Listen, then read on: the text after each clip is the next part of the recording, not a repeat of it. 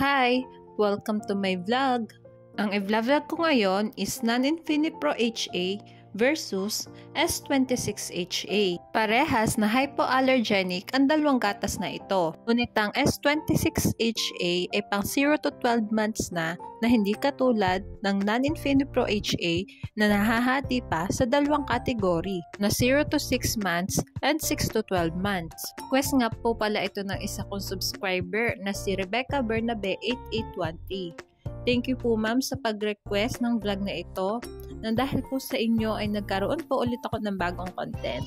Bebase nga po pala ulit tayo sa 100 grams per powder ng bawat gatas.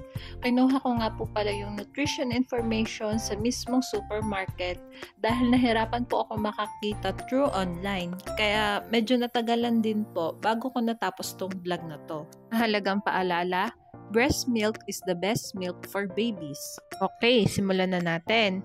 Sa fat, lamang ang non-HA. Ngunit sa energy, protein, linoleic acid, linolenic acid, ARA, DHA, carbohydrates, and lactose, lamang ang S26HA. Lamang sa macronutrients, ang S26HA. Vitamin E and vitamin C, lamang ang NAN.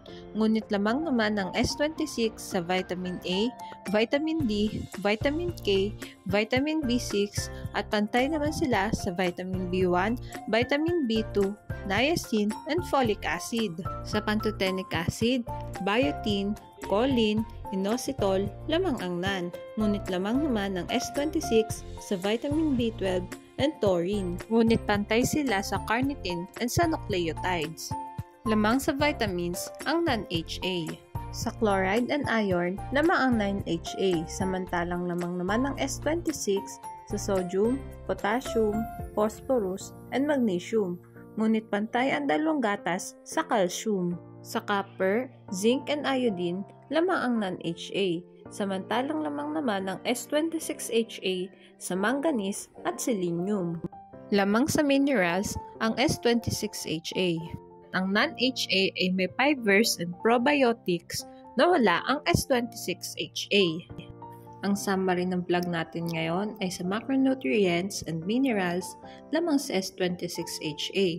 Ngunit sa vitamins and others, lamang naman si non-HA. Ngunit laging tatandaan, pumili ng gatas na hiyang sa bata. Hanggang dito na lang po ang vlog ko. Thanks for watching. Please like and subscribe for more videos.